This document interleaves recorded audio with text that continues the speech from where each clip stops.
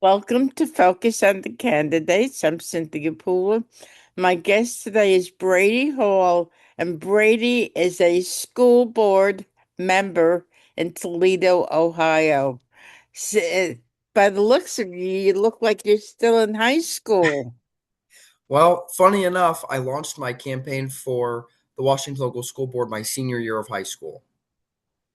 You did it while you were still in high school? I did. So I started it was 2023. Planning began, years before that, but I turned 17 at the beginning of the year in 2023 when I got the ball rolling. So a lot of the first news stories were about is he even going to be eligible to run? But surely Uh-huh. enough, I made sure I was going to be 18 by the filing deadline. So there was an age requirement. Yes, 18 years old. I think that's pretty standard across the country. Okay. I've talked to a number of people. Let me hear your opinion. Yeah. There's a threshold to get into like Congress, Hmm. state legislature, and so forth, Yeah. and president. You have to be 35. Okay, so uh, both, well, both I'm sorry, both uh, Donald Trump Yeah. and his predecessor had issues with, Alzheimer or Hmm. dementia, and Biden is over 80 and Trump is pushing 80. Yeah. So, as a young person, do you think that there should be a requirement that says you can't run after a certain age? Um, you know, I don't think so. I think any more involvement or limitations on who we can elect, I think that really just stifles the people's voice. And maybe just because a rule would be good in play this time, it could take our options away down the road. So, I do think I wish candidates maybe had a little more self awareness. Maybe I'm not fit to lead the greatest nation in the world, but I think that there very well could be uh, uh, maybe an 80-year-old stellar candidate. I don't know if we've seen one yet, but I don't think I think that people should be able to make that call. Really? So it's up to the people to decide. Well, he's pushing 80 or he's pushing 75. I think he's too old. So I'm Yeah, going to vote for the other candidate. yeah. Um, I don't know. I think if there should be restrictions on the age that somebody could jump into the arena, I feel as though there should be some kind of a restriction in which they could jump out of the arena. Yeah, that's true. I feel like it might be a little bit different on the beginning end, because 18 is pretty you're pretty spry, you're pretty young, you're pretty truly inexperienced, So although you may bring a different perspective to it, and I'll be I'm not afraid to admit my opponent when I ran on paper was probably more qualified, college education, successful career. So I do agree that that age can be a factor, but I just think it's really about the quality of the person and their experience and whether the people feel like that new perspective is if it's time for that. So you're recently out of high school. I am. Yep. So are you going to college? I am not. So I've currently gone around a couple of things. I guess that's what you're supposed to do with when you're young, figure out what you want to do. But I started in the electrical trades right out of high school, and being in Toledo, that's a big thing. We've got a lot of we're a very blue collar trade city, but um, at the beginning of this next year, I've kind of been working now to launch my real estate career. So I'm going to be going that route. Wow. So you're an entrepreneur then. Well, I think I'm good at motivating people and if I set a goal, I'm going to make sure I accomplish it. So I'm not afraid to be a self starter and hopefully an entrepreneur. Yeah. So when you first decided to run for the school board, you were still in high school? Yes. Yep. So how was the reception? Well, when I ran, it might have been a little. The situation was kind of specific. We had a candidate that had made, just a lot of odd remarks about, you know, uh, teachers and the teachers union, and I'm a proponent of union labor. So, and I had a great relationship with our teachers and staff. So I was really appreciated, I think, by the teachers just for being able to come out and say, I've been in the buildings. I know the struggles that not only students but teachers and support staff face every day. So I kind of came out as, I don't want to say a leader, maybe a voice or an advocate for those people that had felt underrepresented. And the reception from in the buildings was wonderful. From um, I had the support of principals and administrators, but I always really concentrated my efforts on our teachers and our support staff, our cafeteria workers. I really like to look at a situation and find um, maybe not who's disadvantaged, but who's underrepresented. Nobody goes and asks the janitor what he thinks about what should be going on, and that's always something that really pains me to watch. So um, that was my goal. So have you asked the janitor? Of course. And what I love about our district is we're big, but we're small enough that, I pretty much not only do I know them all by name, but I've got most of their phone numbers. I know their kids' names. I can ask about that. And that little stuff really that really changes somebody's day and their attitude and motivation to come to work. So do you have aspirations for a higher office? Oh geez. I This question always troubles me because one thing I don't like is career politicians. But one thing, like I mentioned before, is I always believe about being the best person for the job. So I've said that if an office comes along, you know, in maybe the next decade, maybe longer, where I feel like I'm truly the best candidate, I would not, I wouldn't, I wouldn't shy away from it.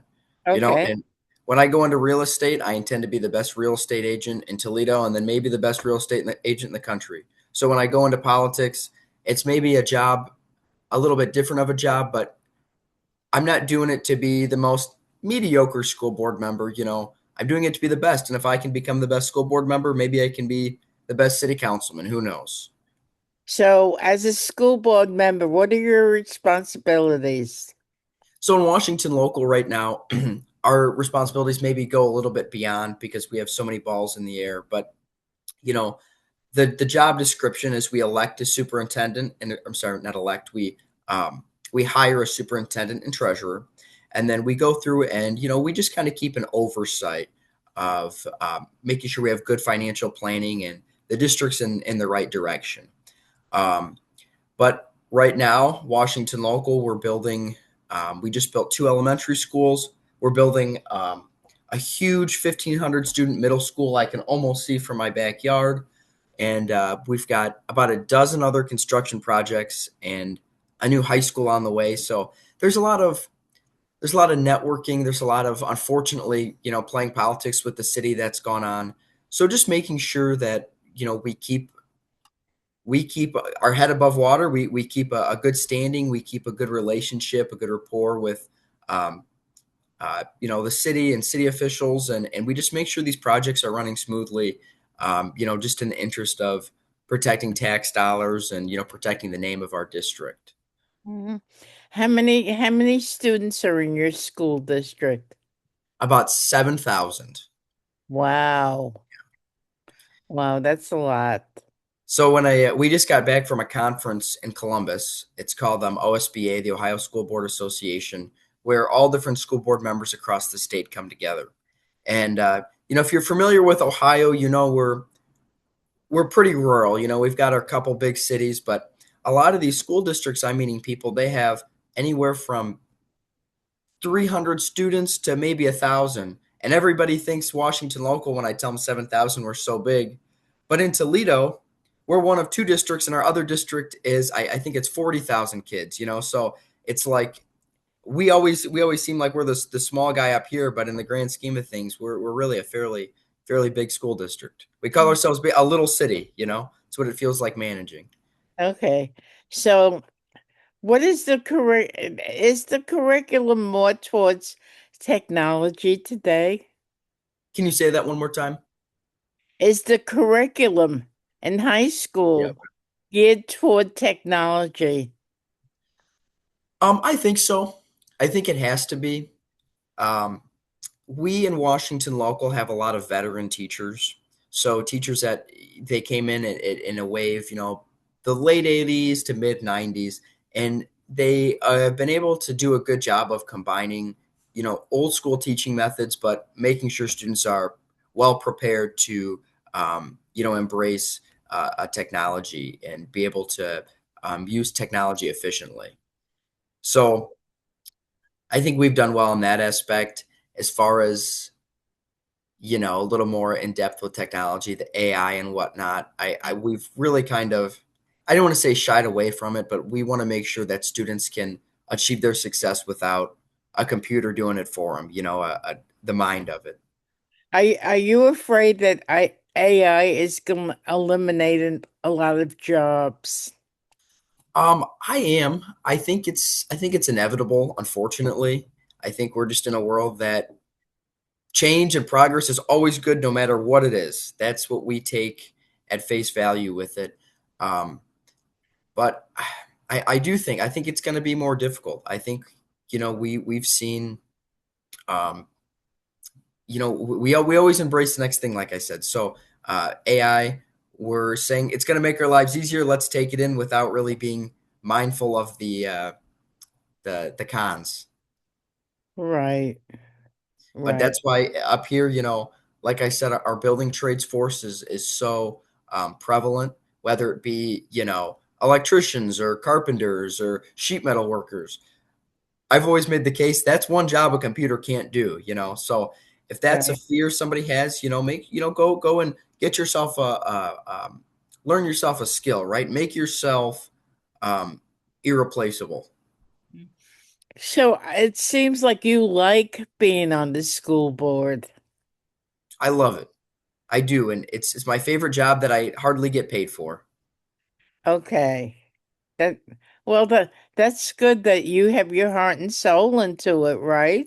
Absolutely, absolutely. So, is your school district geared towards uh kids going to college? We have um,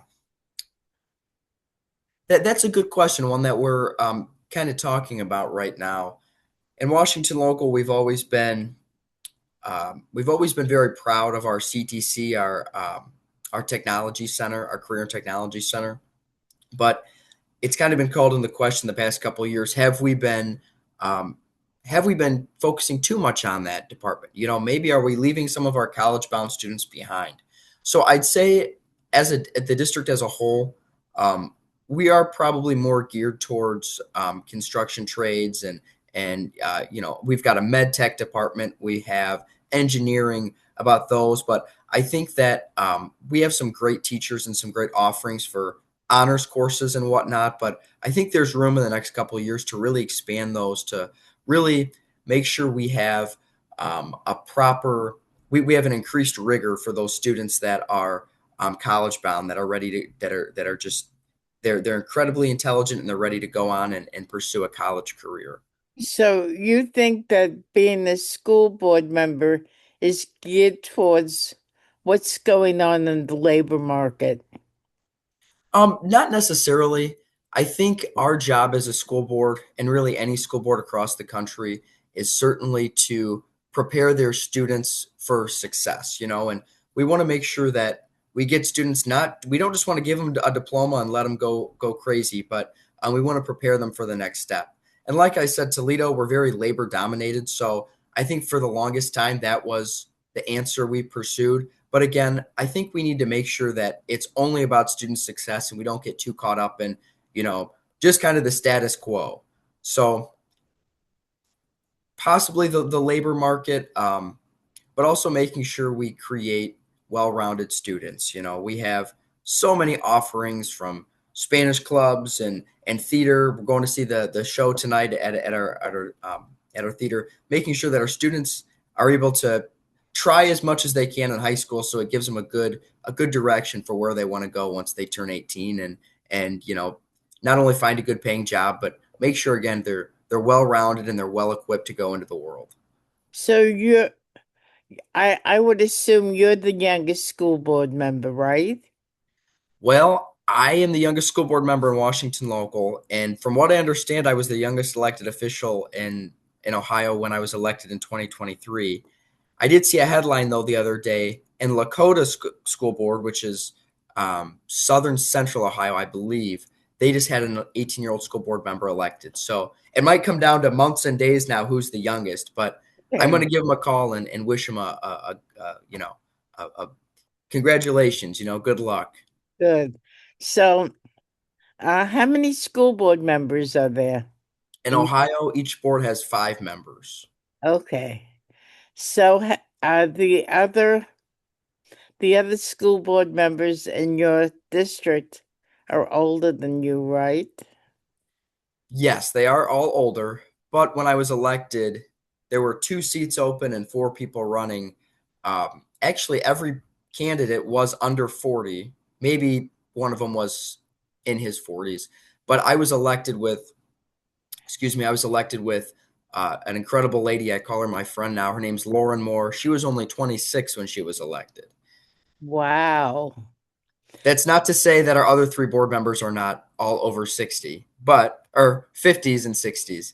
So we bring down the average of the board a little bit. You make 50s and 60s sound so old. No, not by any means, not by any means. But those 10 to 20 years between 30 and 50, there's a lot of life experience and different perspectives that they bring. So we're all kind of able to come together as we hardly clash, but we're just very cohesive. We get along well and respect each other's perspectives. So it's been really a good experience. So the older board members, they you've gotten along great with them, right? Uh, Most of the time, we all have our um, disagreements here and there, but one thing I really respect about them is we're always able to keep it civil. We're always able to only keep an exchange of ideas and not let things get personal, should I say? So we understand that we've all got a job to do, and we were all duly elected. So, going from high school to being a school board member, was it was it an awakening for you? It must be like a whole different world. Yeah, so I'll share a little story. And I've always said before I got to the school board office, I had to go through the campaign.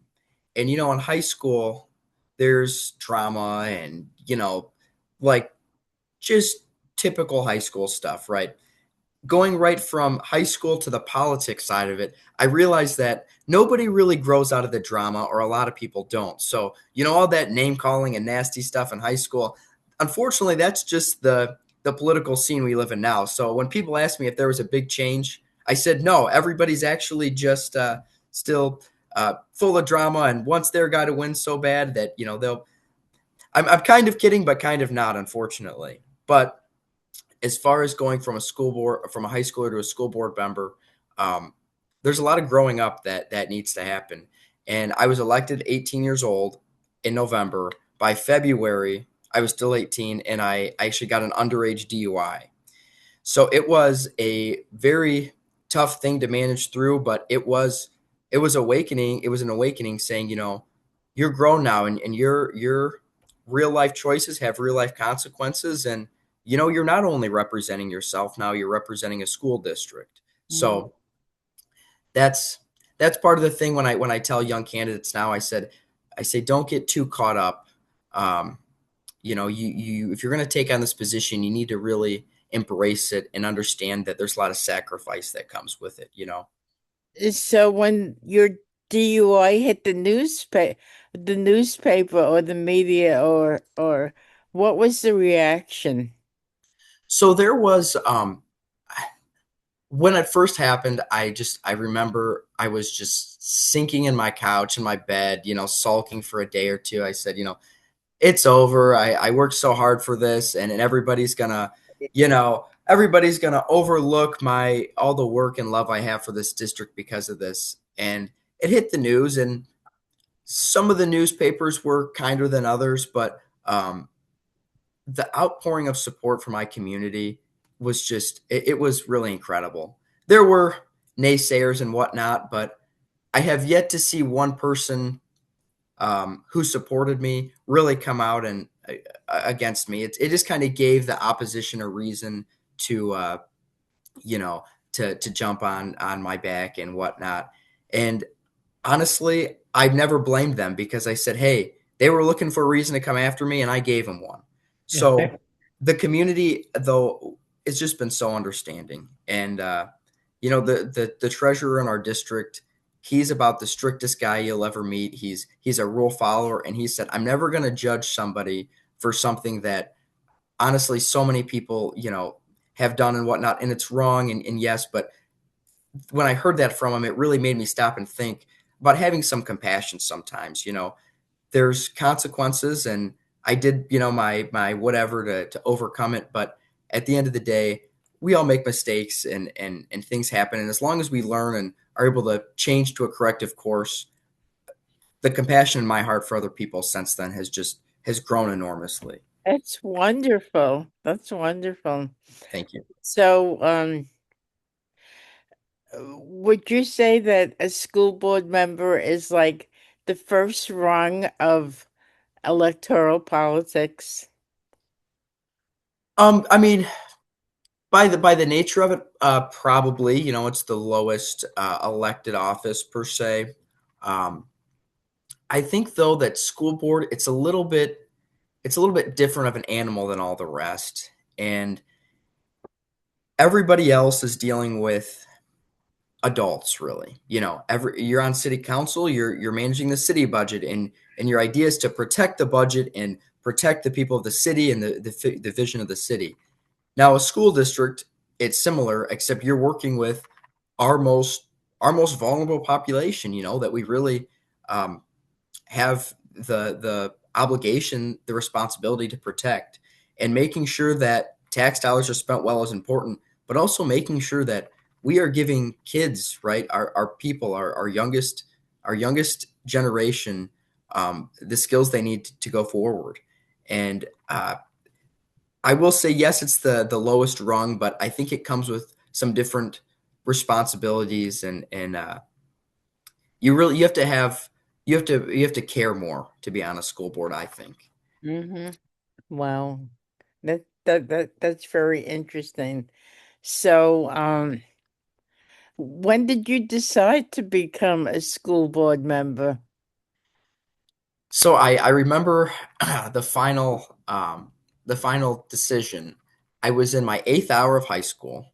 It was in an AP literature class with one of my favorite teachers. His name was Mr. Worstel, and we were talking around, and I brought up the idea, and he had known because we had talked. We only had 8 kids in the class, so it was kind of like a roundtable discussion, and I had expressed some of my disdain with uh, something an administrator done and a board member had done, and I'd say I should just run for the board, and he was like, "I live in the district. I'd vote for you."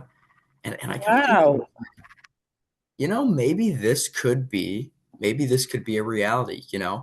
And that was at the beginning of the year, and I'll say that little 8-person roundtable class, that it was just with an incredible I don't want to say like melting pot of ideas, between him and some of my classmates. Um, it really kind of laid the groundwork for that, and they helped me talk through a lot of things. So I owe a lot to that class. Wow, that's great. What is the importance of school boards?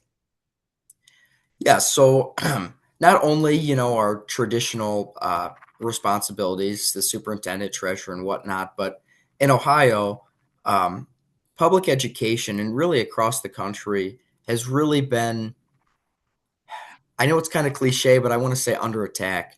And I say that as, you know, as a more conservative. I consider myself an independent, but in most regards, fiscally, I'm conservative. And in Ohio, we have a Republican dominated supermajority in the legislature, and it has it's really put a damper on public education. Now, again, I'm all about saving money. I'm all about cuts where we can, but I really don't believe in pulling from public education to fund voucher programs and things like that. So, over the past probably decade, school boards have really been called to step up and represent not only your district but public education to your legislators and make sure they know, you know, this money that you get, we're not going on, we're not making luxurious purchases and whatnot. We're deciding which special needs student is more severe so that way they can qualify for the one-on-one aid because we can't afford one for everybody. You know, Mhm. these are real issues, and every year it gets called into question more and more. Um, the security of our funding. And I really think that school boards and school board members have an obligation to advocate for their school districts and make sure that the legislators know, however they vote, that this money is not being used um, carelessly. You know, we really are just in it to care for students. Mhm. So, I'm going to use myself in this as an example. Yeah, I've been interested and involved in politics for many, many years. But when it comes to school board members yeah, and funding, I kind of like I'm not as forthright as I should be. yeah. Do you feel that that's the case everywhere? What do you mean? Elaborate on that a little bit, please. Okay, I kind of I kind of don't pay attention to school board I see. and you know the funding for the year. Right. I don't think that's uncommon. And to be honest, I think school board and the scheme of politics, it's not as sexy as the rest, right? It doesn't make the papers often. Right. You don't get the news stories, and honestly, somebody that's looking to jump into politics, I think in a lot of arenas, they might start with city council. They kind of rule out the school board because, again, being on the board, you do a lot of things. Not that you don't as a councilman or whatnot, but you do a lot of things that you do it because you care, not because it's going to feed your future. So I think a lot of time it's overlooked, but I don't think that's wrong of you or many to overlook the funding.